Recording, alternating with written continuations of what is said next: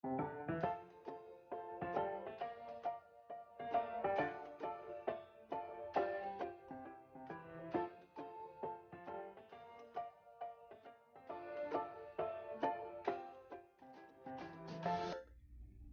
morning guys, Teacher A here and welcome to Gurong Pinoy sa Amerika.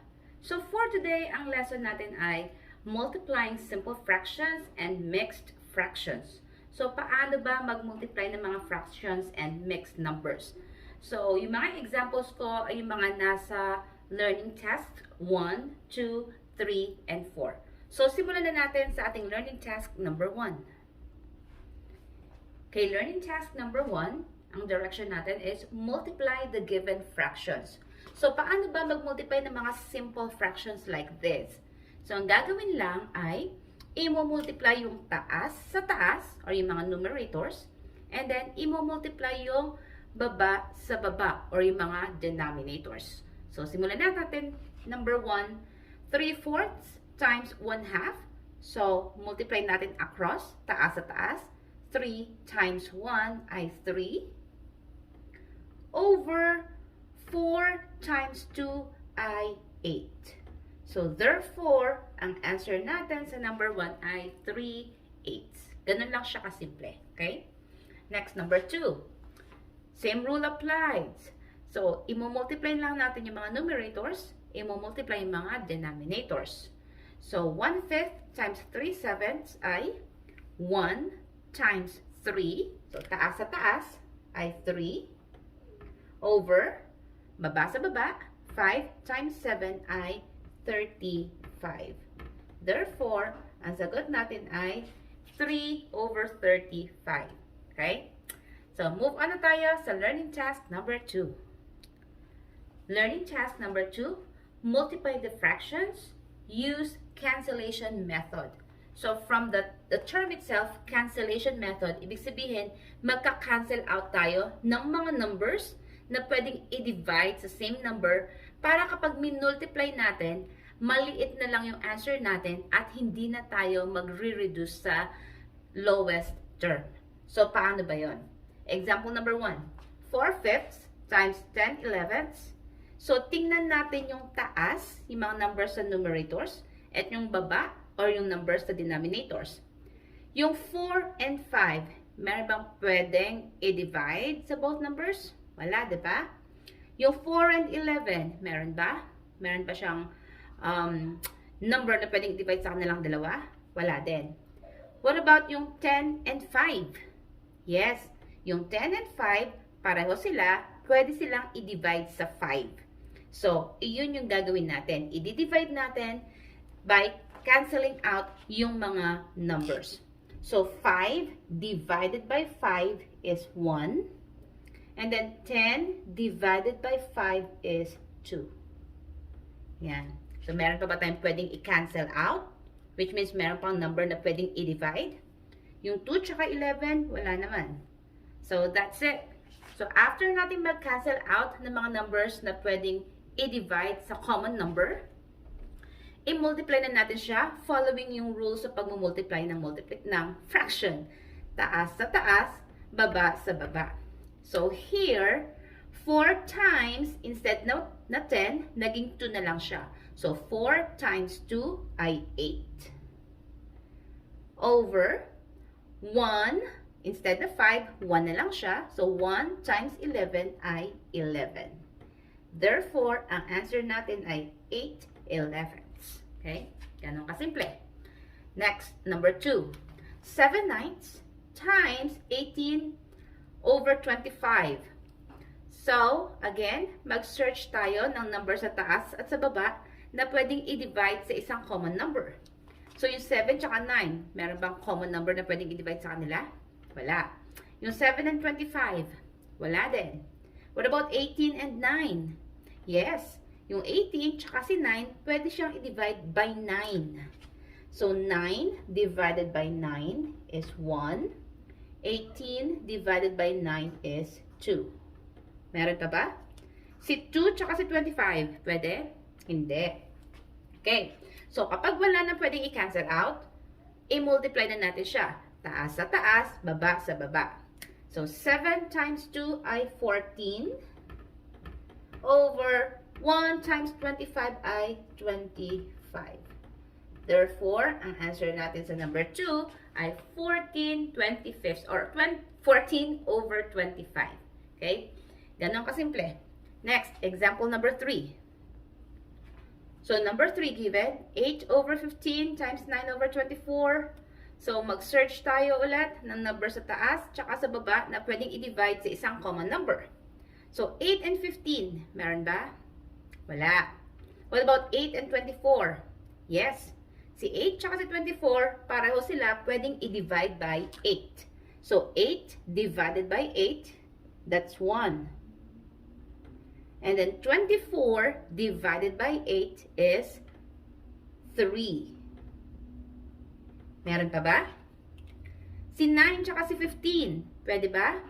Yes. Si 9 tsaka si 15, pwede siyang i-divide by 3. So, 9 divided by 3 is 3. So, makakancel to. Magiging 3 na lang. 15 divided by 3 is 5. Yan. So, yung mga bagong numbers natin, yung mga na in red. So, dun sa mga numbers in red, meron pa ba tayong pwedeng i-cancel out? Meron pa bang number na pwedeng i-divide sa common number? Yes. Si 3 tsaka si 3. Si 3 tsaka si 3, pwedeng i-divide by 3 by itself. So, 3 divided by 3 is 1. So, magiging 1 na lang to. 3 divided by 3 is also 1. Siyempre, kasi pareho lang sila. Meron pa ba? Wala na. So, therefore, i-multiply na natin yung mga natirang number sa taas at sa baba. So, 1 times, ang natira rito ay 1, that's equal to 1, over, yung denominators natin, 5 times 1 is 5. Therefore, ang answer natin sa number 3 ay 1/5. Okay? So, yun ang cancellation method. Next, learning task number 3. Learning task number 3. Multiply each of the following. Again, use cancellation method. So, number 1, we have 5/7 times 14/35. Kapag nakita, 14 over 35. Kapag nakita niyo yung point sa gitna, that means multiplication. Okay? So, using cancellation method, tingnan uli natin yung mga numerators tsaka yung mga denominators and i-check natin kung merong pwedeng i-divide na common number doon sa both numbers. 5 and 7, meron ba? Wala. 5 and 35. Yes. Si 5 tsaka si 35, both pwedeng i-divide by 5. So, 5 divided by 5, magiging 1 na lang to. 35 divided by 5, magiging 7. Meron pa ba? Si 14 at saka si 7, meron? Yes, pwede siyang i-divide by 7. So, 7 divided by 7 is 1. 14 divided by 7 is 2. Now, yung mga natira na lang, yung mga in red. So, si 2 tsaka si 7, meron ba? Pwedeng i-divide sa kanila? Wala na. So, therefore, isolve na natin. Multiply natin, taas sa taas, baba sa baba. So, 1 times 2 ay 2 over 1 times 7 ay 7. So, therefore, ang answer natin ay 2/7. Okay? Example number 2. 8 and 3/4 multiplied by 2/9. So, i-express muna natin siya in symbols. So, we have here 8 and 3/4 multiplied. So, that means times 2/9. There. So, kung mapapansin nyo, ang given natin ay mixed number. So, para ma-multiply natin siya, ita-translate or i-convert natin itong mixed number natin into an improper fraction. So, paano yon? Gagawin natin siyang ganito, walang whole number. So, i-multiply yung denominator sa whole number and then i-add yung numerator. So, paano? So, 4 times 8 ay 32 plus 3 ay 35. So, magiging 35 siya. And then, copy yung original na denominator, which is 4. And then, times 2 over 9. So, 2 over 9. Now, using cancellation method, meron ba tayong pwedeng i-cancel? Yes, maka-cancel out natin yung 2 and 4 kasi pwede siyang i-divide by 2. So, 2 divided by 2 is 1. 4 divided by 2 is 2. Meron pa ba? Wala na. So, therefore, i-multiply na natin siya. 35 times 1 ay 35. Over 2 times 9 ay 18. Final answer na ba to? Not yet. Improper fraction. Mas malaki yung nasa taas. So, dapat i-simplify natin to or reduce the lowest term by dividing. So, 35 divided by 18. Ilang 18 meron sa 35? Merong isa. So, alisin natin yung isang 18 sa 35. Merong matitirang 17. So, therefore, ito yung answer natin. Paano natin siya isusulat? Yung quotient na 1, that will be yung whole number. Yung remainder, yun yung numerator. And yung divisor, mapapansin nyo, yun pa din yung ating denominator. So, therefore, ang answer sa number 3 sa number 2 ay 1 and 17 eighteenths. Okay? So, let's move on sa ating last learning task, which is learning task number 4. Learning task number 4, this is multiplying whole number by a fraction, or multiplying mixed numbers, or multiplying a whole number by a fraction or by a mixed number. So, paano yon? Number 1, 6, which is a whole number, times 5 twelfths. So, kapag may whole number tayo, it is understood na meron siyang denominator na 1. Any whole number, it's understood na over 1 siya. So, sulat natin. 6 over 1 times, kopyahin natin yung 7 fraction, 5 twelfths. Bakit? Bakit siya over 1? Kasi 6 divided by 1 is 6. So, any number divided by 1, ang sagot is yung number. Okay? So, multiply na natin to by using cancellation method. So, si 6 tsaka si 12, pwede siyang i-divide both by 6. So, 6 divided by 6 is 1. 12 divided by 6 is 2. Meron pa ba tayong pwedeng i-cancel out? Wala na. So, therefore, i-multiply na natin siya. Taas sa taas, baba sa baba. So, 1 times 5 is 5. Over 1 times 2 is 2. Final answer?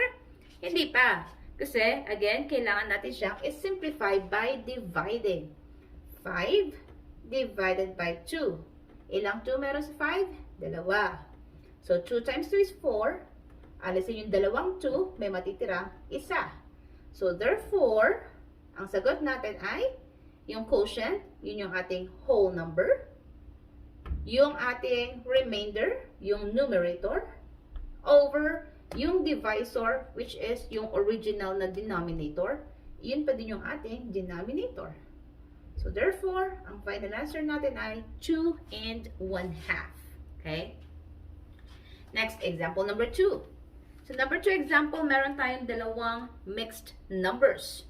So, in multiplying, i-express muna natin yung ating mga mixed numbers into improper fraction. Paano yun? I-multiply yung whole number sa denominator. And then, i-add yung numerator. Okay? So, i-express natin siya as improper. 5 times 8 ay 40. Times 2 is 42. And then, kopyahin yung original na denominator, which is 5. Times, doon naman tayo sa kabila. 18 times 3 ay 48. 54. Ano ba yan? 54 plus 1 is 55. Over. Kopyahin ang common na denominator, which is 3. There you go. So, masyadong matataas yung mga numbers natin. I-check natin kung meron tayong pwedeng i-cancel out. Ayan, kitang-kita. Si 5 tsaka si 55. 5 and 55, both can be divided by 5. So, 55 divided by 5 ay 11. 5 divided by 5 is 1. Meron pa ba? Yes. Si 42 tsaka si 3, pwede i-divide by 3. So, 3 divided by 3 is 1. 42 divided by 3 is 14. So, 14 times 3, 12 carry 1, 42. Okay, so 42 divided by 3 is 14. Cancel out natin to. Next, meron pa ba? Wala na. So, in that case, i-multiply na natin yung taas sa taas, baba sa baba. 14 times 11 is 154. Over 1 times 1 ay 1. Pwede bang i-simplify? Of course. So, just divide. 154 divided by 1, the answer is 154. So, whole number ang sagot natin sa number 2. Okay? Next, number 3. 6 times 2/3 times 2 and 1/2. So, meron tayong whole number, meron tayong fraction, meron tayong mixed number. So, isa-isahin natin. Yung whole number, understood to be over 1. So, 6 over 1. Simple fraction, just write it down. Kopyahin lang natin. 2/3. And then, meron tayong mixed number dito. I-express natin yung mixed number as an improper fraction by multiplying yung whole number sa denominator and then i-add ang numerator. So, 2 times 2 ay 4 plus 1 is 5. So, times 5 over the original denominator which is 2. Yan. So, nag-multiply tayo ng tatlong fractions. Use natin yung cancellation method. I-check natin kung meron pwedeng i-cancel out. So, si 6 tsaka si 3. Pwede. Divided by 2. Divided by 3. So, 6 divided by 3 is 2. 3 divided by 3 is 1. Meron pa ba? Yes. Ayun, no? Si 2 tsaka si 2 can be divided by itself. 2 divided by 2 is 1. 2 divided by 2 is 1. Meron pa ba? Wala na. So, isusolve na natin yung mga natirang numbers sa both numerator and denominator. So, 2 times 1 is 2 times 5 is 10. Over 1 times 1 is 1 times 1 is again 1. So, pwedeng i-simplify? Yes, just divide. 10 divided by 1 is equal to 10. So, again, ang answer natin ay whole number. So, that's it. So, kung natuto kayo sa ating video, kindly give me a like kung nakatulong to sa inyong module. And please, if ever hindi pa kayo member ng aking community, Teacher A, Gurong Pinoy sa Amerika, kindly subscribe sa aking YouTube channel. Okay? So, by the way, nagkabaliktad, I'm sorry, nagkabaliktad yung learning task number 3 and learning task number 4. This should be number 3. And then, yung kanina na number 3, yun dapat yung number 4. Sorry for the confusion. So, paki-double check nyo na lang yung given sa inyong module. So, that's it for today. See you on my next video. Paalam!